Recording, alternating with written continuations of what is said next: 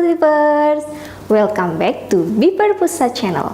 Kali ini ketemu lagi dengan saya, Kak Tiwi, yang akan menemani kalian belajar bersama mengenai tes potensi skolastik bagian pengetahuan kuantitatif. So, check this out. Jenis pertanyaan yang ada di pengetahuan kuantitatif itu ada 4. Untuk jenis yang pertama itu jenis soal umum atau seperti yang biasa pada umumnya. Jadi ada sebuah pertanyaan, kemudian disediakan 5 pilihan jawaban. Pilihan A, B, C, D, dan E. Kalian tinggal menjawab jawaban mana yang paling tepat. Berikut contoh soalnya. Berikut adalah contoh soal untuk jenis yang pertama. Jumlah uang Ani 2 kali jumlah uang Budi. Jika Ani dan Budi masing-masing bersedekah sebesar Rp3.000, maka jumlah uang keduanya sama dengan jumlah uang Cita. Jika jumlah uang Cita adalah C rupiah, maka jumlah uang Budi adalah titik-titik rupiah. Untuk pilihan jawaban yang A, yaitu sepertiga C ditambah 2.000. Untuk yang B, sepertiga C dikurangi 2.000. Untuk yang C, sepertiga C ditambah 3.000. Dan untuk yang D, C ditambah 6.000. Dan yang E adalah C dikurangi 3.000. Untuk penyelesaiannya, kita andaikan, misalkan uang Ani, kita ibaratkan sebagai A, dan uang Budi,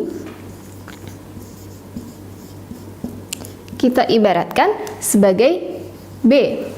Dan uang Cita tadi adalah C.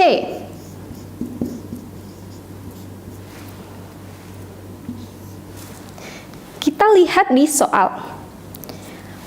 Uang Ani 2 kali jumlah uang Budi. Itu berarti A sama dengan 2B, karena uang Ani sama dengan 2 kali jumlah uang Budi. Nah, di sini yang ditanyakan itu adalah uang Budi. Jadi kita cari di sini uang B itu berapa. Tadi pada soal diketahui jika Ani dan Budi masing-masing bersedekah sebesar Rp3.000, jumlah uang keduanya sama dengan jumlah uang Cita. Itu berarti uang Ani A dikurangi 3.000 ditambah B kurangi 3.000 sama dengan C. A itu sama dengan 2B. Berarti 2B dikurangi 3.000 ditambah B dikurangi 3.000 sama dengan C.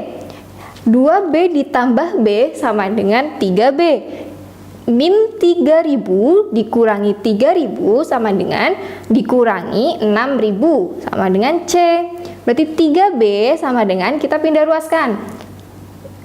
6.000 kita pindah ruaskan ke sini, berarti 3B sama dengan C ditambah 6.000. Berarti B sama dengan C plus 6.000 dibagi 3. Hasilnya itu B sama dengan sepertiga C ditambah 2.000. Berarti jawaban yang benar yaitu A.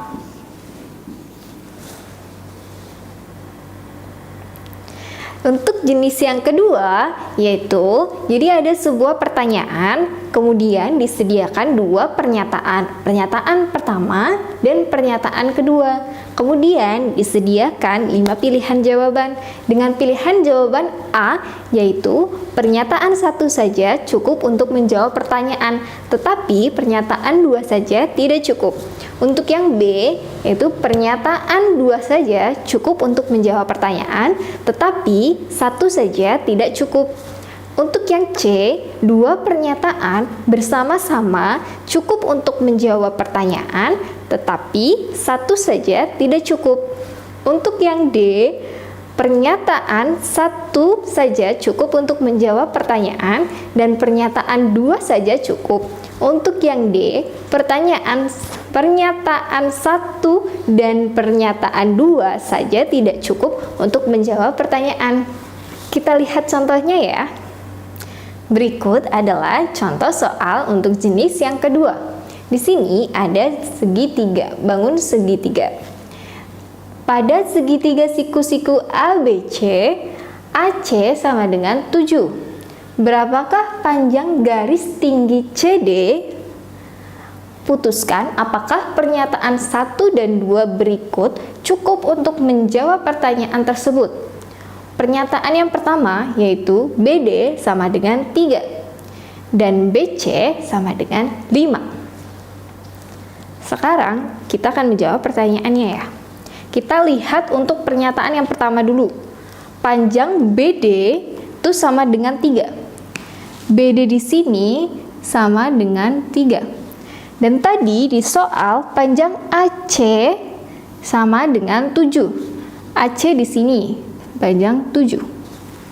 Kita lihat apakah hanya dengan AC dan BD saja itu cukup untuk mengetahui berapa tinggi CD di sini?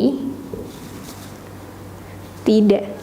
Berarti pernyataan 1 saja itu tidak cukup untuk menjawab berapa tinggi CD di sini. Sekarang kita lihat untuk pernyataan yang kedua. Panjang BC sama dengan 5. BC di mana? BC di sini. Panjang BC sama dengan 5. Jadi panjang AC diketahui, BC diketahui, dan BD itu tadi untuk yang pertanyaan pertama diketahui. Untuk mencari seberapa tinggi CD ini, kita bisa gunakan persamaan tinggi segitiga ini. Jadi kita bisa menggunakan 2 persamaan segitiga. Jadi menggunakan AB sebagai alasnya, dan yang kedua yaitu BC sebagai alasnya. Kalian ingat kan, luas segitiga itu apa? Setengah alas kali tinggi. Setengah, yang pertama segitiga BC sebagai alasnya. Jadi BC dikali tingginya berarti AC. Sama dengan setengah, itu alasnya kita jadikan AB sebagai alas.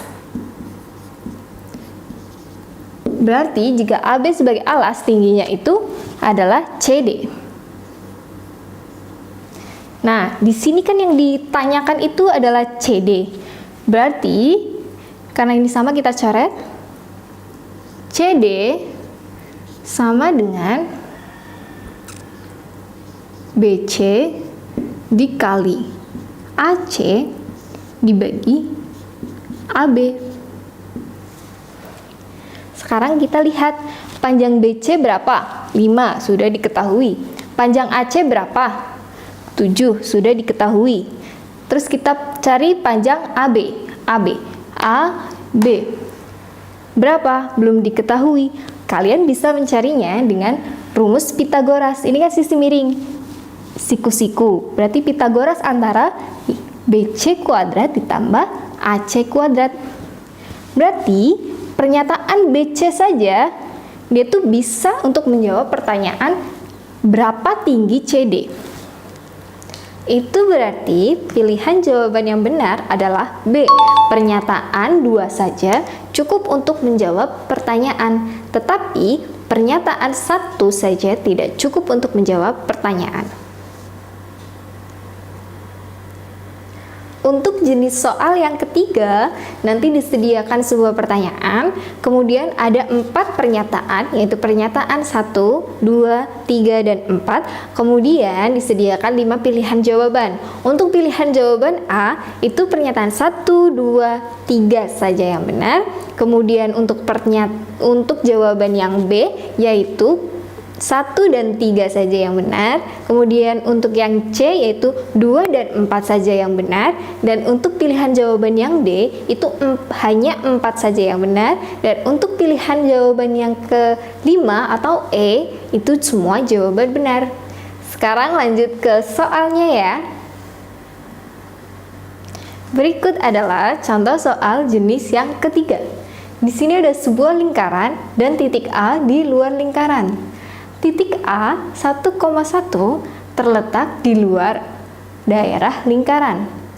Dengan persamaan X kuadrat ditambah Y min A kuadrat sama dengan 5. Nilai A yang mungkin adalah, kita lihat pernyataan yang pertama yaitu 4, yang kedua yaitu 3, dan yang ketiga itu min 2, dan yang keempat itu min 1. Kita cari satu-satu ya. Jika titik A terletak di luar daerah lingkaran, berarti nilainya itu harus lebih dari 5. Sekarang kita masukkan satu-satu.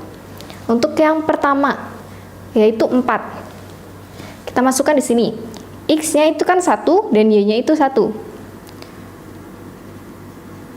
1 kuadrat ditambah Y-nya 1 min A-nya misalkan 4 sama dengan berapa? 1 ditambah 1 ditambah 1 min 4 min 3 kuadrat berarti 9 sama dengan 10.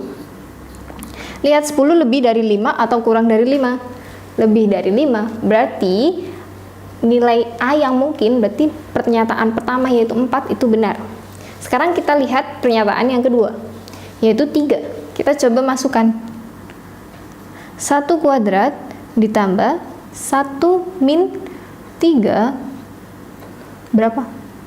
1 ditambah 4 sama dengan 5.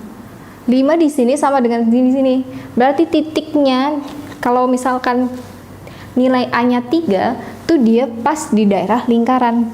Berarti yang kedua salah. Terus kita lanjut. Kalau misalkan pernyataan yang pertama benar dan pernyataan yang kedua salah, otomatis pernyataan ketiga itu pasti benar. Berarti jawaban yang benar adalah yang B. Kalau tidak percaya, kita buktikan ya. Di sini 1 kuadrat ditambah Y-nya 1 min 2 kuadrat. Berarti kan 3. 1 ditambah 3 kuadrat berarti kan 9. 1 ditambah 9, 10. Benar kan? Berarti jawaban yang benar adalah 1 dan 3.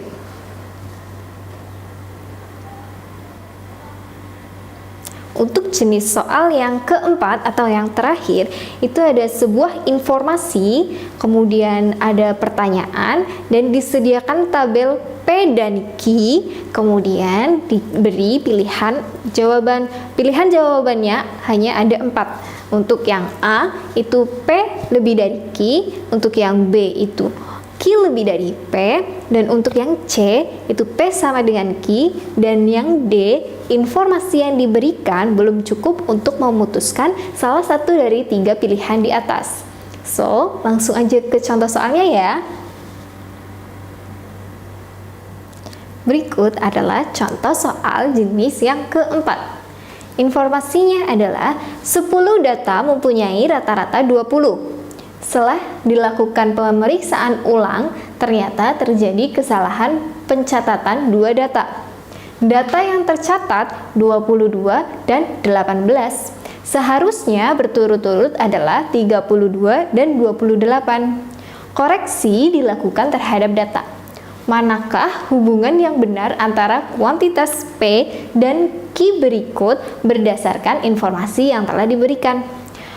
P rata-rata setelah dikoreksi dan Q adalah 24. Untuk pilihan jawaban yang A itu adalah P lebih dari Q, dan yang B itu adalah Q lebih dari P, dan untuk yang C yaitu P sama dengan Q, dan yang D adalah informasi yang diberikan tidak cukup untuk memutuskan salah satu dari 3 pilihan diberikan.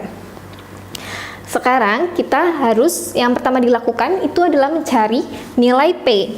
P itu adalah rata-rata setelah dikoreksi. Tadi sebelum dikoreksi rata-ratanya adalah 20 dengan 10 data. Berarti jumlah sebelum dikoreksi adalah 10 dikali 20. Berarti jumlahnya 200. Kemudian data yang tadi salah itu adalah 22 dan 18. Kita jumlahkan. Berarti 40. Dan data yang seharusnya atau yang benar itu adalah 32 dan 28. Berarti jumlahnya adalah 60. Sekarang kita mencari jumlah data setelah dikoreksi. Tadi ada yang pertama sebelum dikoreksi adalah 200, kemudian kita dikurangi dengan data yang salah adalah 40. dan ditambahkan dengan data yang benar yaitu 60. 200 dikurangi 40 ditambah 60 sama dengan 220. Rata-ratanya itu berarti 220 dibagi dengan jumlah datanya yaitu 10. 220 dibagi 10 itu sama dengan 22. Itu berarti nilai P itu sama dengan 22. Dengan begitu, nilai P adalah 22 dan Q 24. Berarti jawaban yang benar adalah Q lebih dari P.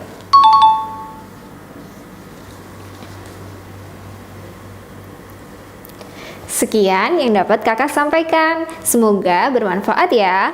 Jangan lupa untuk like, komen, dan subscribe channel Biper Pusat. Dan jangan lupa untuk aktifkan tanda loncengnya supaya kalian tidak ketinggalan video-video terbaru dari kita. So, see ya!